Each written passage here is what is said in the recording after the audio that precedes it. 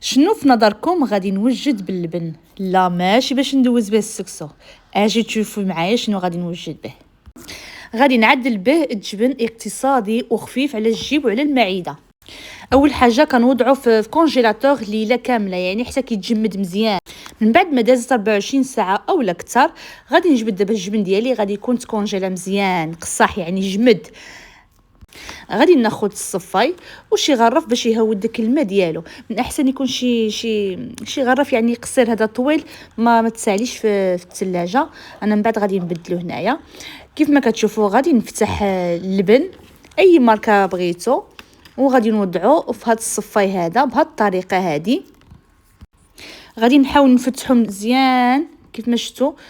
فتحوا يعني الفم ديالو مزيان. ملي تبغيو تشريو اللبن من احسن شريوه نهار الجمعه باش كيكون هكذا باقي طري ان شاء الله جا من الشركه. باش الله اذا خليتوه واحد اليومين في كونجيلاتور اولا 24 ساعه يعني يكون يعني لا دات ديالو باقي مزيان. كيف ما شفتوا غادي نخليه بهذه الطريقه وغادي ندخلوه للثلاجه. ماشي غادي نرجعو للكونجيلاتور، لا غير في الثلاجه فوقي باش كيقطر مزيان. غادي نخليه عاوتاني واحد 24 ساعه وحده اخرى مهم حتى يقطر، على حسب كيبقى على حسب حتى الجو. بحال دابا كاين برد بزاف وهذا يعني كيتعاطل باش يذوبنا داك الثلج اللي في وسط منه. ولكن خصو يقطر من الماء مزيان. انا الصراحه الله زربت عليه شويش، كان باقي فيه شويه ديال الثلج. مهم نتوما خليوه في الثلاجه حتى يحيد منه داك الماء مزيان. وكيف ما قلت لكم الثلج ما يبقاش، يعني ملي كتحديوه بمعلقه كتحسوا بالثلج باقي في الجبن.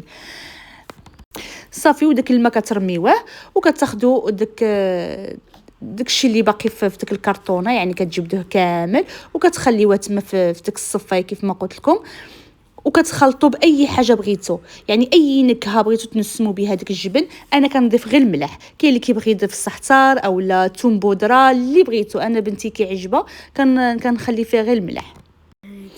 كيف ما كنوريكم هنايا باقي فيه واحد شويه طروفه ديال الثلج.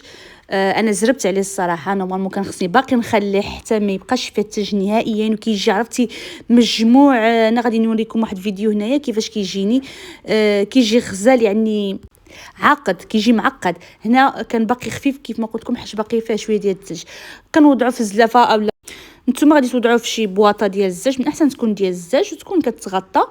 وخليوه في الثلاجه ديالكم وكيصبر تبارك الله وكيجي خفيف حتى في المذاق ديالو. كيف ما كتشوفوا انا في الفيديو اللي وريت لكم. انا مسنسه زعما كنعدلو بزاف د المرات وكيجيني معقد على هيدا، كيجيني مجموع. وكننزلوه مع البيض ولا ممكن انكم تدهنوه في الخبيز. كيجي الجبن لذيذ وفي نفس الوقت خفيف واقتصادي على الجيب.